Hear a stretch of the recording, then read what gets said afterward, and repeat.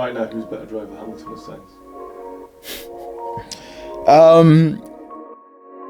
If Ferrari he wins that race comfortably, it's not even a battle. The race is boring. The only reason it wasn't boring was because Leclerc didn't pit, because Ferrari don't know how to do anything. Just say it's race week, guys. It's race week, guys. Yeah.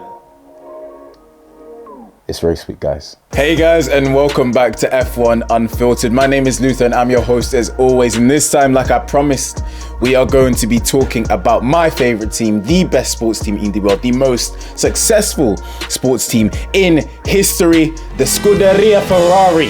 When's the last time Ferrari won a championship? 2008 constructors, 2007 drivers.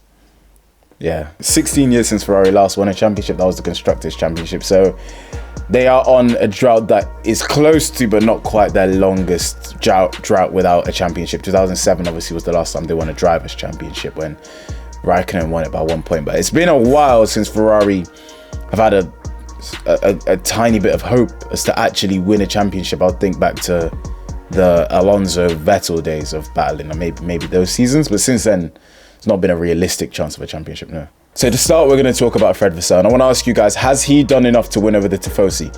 As a member of the Tifosi myself, some would say a leader of the fan group. I say he still has some work to do. So there's been 17 years since Ferrari last won a drivers' championship. Fred Vasseur is the 5th team principal to be in charge of Ferrari since that period. Stefano Domenicali is the only one to win a title. That was in his first season when he won the Constructors' Championship.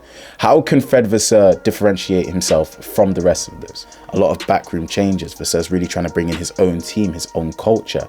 And I think that, for me at least, as a Ferrari fan, I've seen a bigger gap between the F1 team and Ferrari, the company. There's a lot less political implements into the F1 structure from outside worlds, from outside in the Italian media and stuff like that. There's a lot less politics going on in Fred Vasseur's Ferrari. Under Fred Vasseur, we've seen similar things that Ferrari have shown over the last few decades since they've not been able to win championships, and that is not being able to develop a car over the course of a season. Just starting off very strong, starting off as the second fastest car and dropping off by the end of the season, being outdeveloped by other teams. And we're seeing that again. It does all stem back to that floor upgrade that Ferrari bought in Spain. The real big problem with this upgrade is the fact that Ferrari have brought this floor. It increases the downforce so much that through high-speed corners, Ferrari bounce, and it makes the car quite literally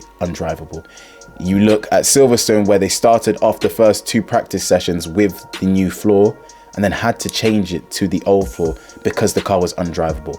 That's where it all went wrong with Ferrari. So now we've channeled all our resources into this concept, and now we have to figure out a way to work around it. And they're being left in the dust while Mercedes bring upgrades, while McLaren bring upgrades, while Max Verstappen is the Terminator. The rest of the season, there are some races that we could shine at, and I'll let you guys be in the comments and tell me if I'm deluded, but these are my races that I'm looking forward to most this season, that I think Ferrari could shine at. So first off, I'm going to start with Baku. I look back at Ferrari in previous seasons. Ferrari tend to be quite strong there at Baku. If we look back at 2022, Charles Leclerc was leading by quite a significant margin before his engine exploded. Singapore after that. And Ferrari, shout out my Game of Thrones fans, we're the king of the night. We love Singapore. We tend to do well there regardless of how bad our car is. You look back last season, Carlos Sainz getting the win. You look back at Sebastian Vettel's last win in Singapore. You look back at when Max Verstappen collided with Vettel and Raikkonen in the first corner. But context, we started first and second. We're good there. I would be happy to guarantee a win at Singapore. Book it. Call me up on it. Ferrari win Singapore. And this might be just me looking back at last season and seeing how good Charles Leclerc was there. It's Las Vegas. Vegas is another very tricky surface. And that's the thing, when it comes to the surfaces, I believe when there's tricky surfaces, Ferrari tend to, in this new regulation of cars, perform. So I do think Las Vegas is another track where we might succeed at. I look back at last season, Charles Leclerc was absolutely fantastic there. I still think to this day that was the best performance last season. That might be clouded by my obvious biases. Sainz won in Singapore. Yeah, but it won better than Charles Leclerc. And Las Vegas. Yeah. Coming second. Yeah. It sounds the stupidest thing, but yeah, he was with 2 Red Bulls, 2 Red Bulls around him, and if Ferrari had just pitted him during the safety car, he wins the race. If Ferrari pit, he wins that race comfortably. It's not even a battle. The race is boring. The only reason it wasn't boring was because Leclerc didn't pit, because Ferrari don't know how to do anything. If I was Lewis Hamilton, similar to Charles Leclerc, I would want Ferrari to show in this second half of the season what I asked them to show. Just show the ability to build and give us a good car into 2025.